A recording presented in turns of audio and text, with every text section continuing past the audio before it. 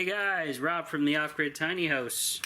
Currently 60 degrees Fahrenheit inside, or 15.6 Celsius inside.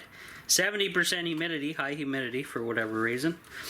I can't give you the outdoor numbers because I just put batteries in for out there, so it's going to take a bit.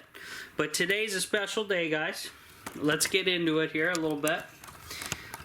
This right here is my Induction hub, Induction Cooktop stove, Sultan brand, and I'm going to just go over this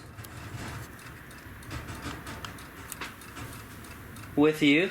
It's super windy outside. So what's going on? We're going to try this on my off-grid solar power system today. Gonna run this possibly off of one 100 amp hour battery. It's a lithium iron phosphate battery, so we'll see how it works. Now this is 120 volts, so it will need an inverter, and luckily I have a pure sine wave inverter. Now, here's the thing.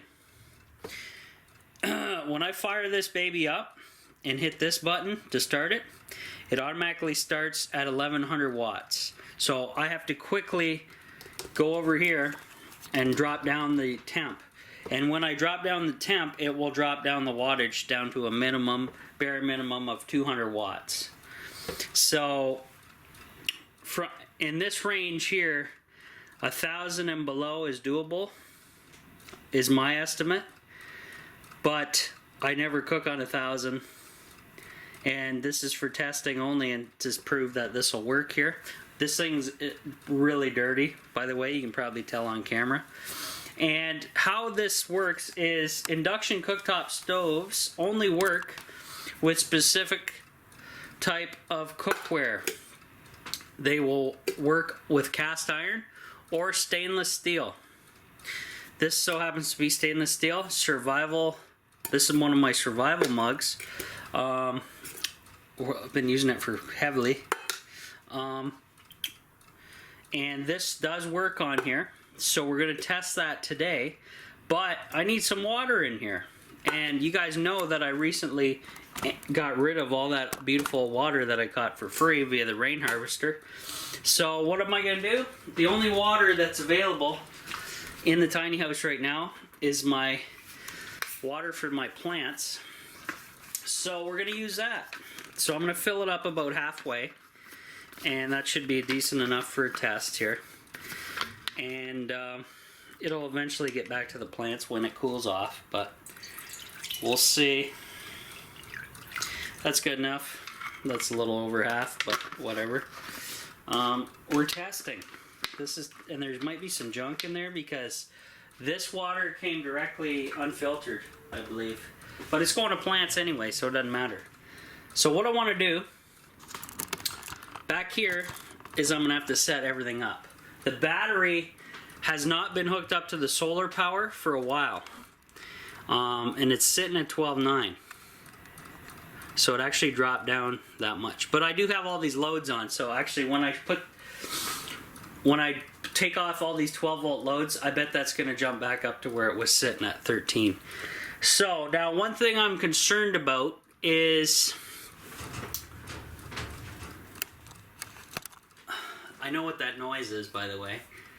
That new rain shield I installed above the propane stove or propane fireplace that gets rid of the water away from the vent. It's bouncing and hitting a little bit when it's real windy through there. That may be an issue in the wintertime, so I may have to fasten it down to the exhaust pipe so it doesn't move. Easy enough. Anyway, getting off track here.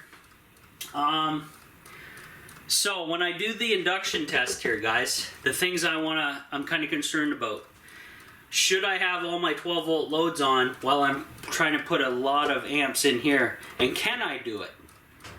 Because if I can, that means it won't interrupt any services in the tiny house, because that battery powers the tiny house basically.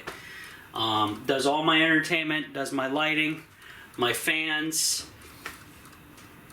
It does the majority of the tiny house is powered by that thing. So we're gonna go move this into the next room.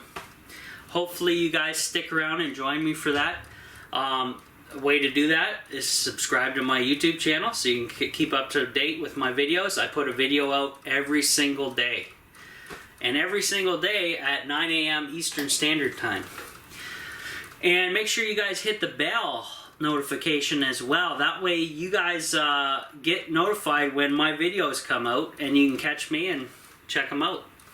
And then another way you can follow, and follow earlier than everybody else on YouTube land, is become a Patreon member, because I give my Patreon members exclusive live access of what's going on before any of the stuff hits YouTube, which is great.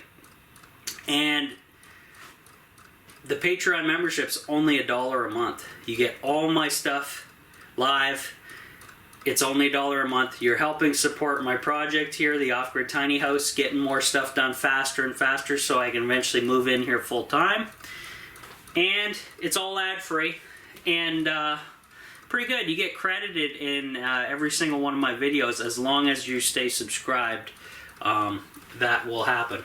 So be sure to stay tuned, guys. We're gonna I'm gonna head into the back room here. And I'm gonna go over everything once again for you. We're gonna try it, and I'm assuming I'm gonna need to turn the solar power on for this test, because this thing draws quite a few amps. So we'll see what happens. Stay tuned.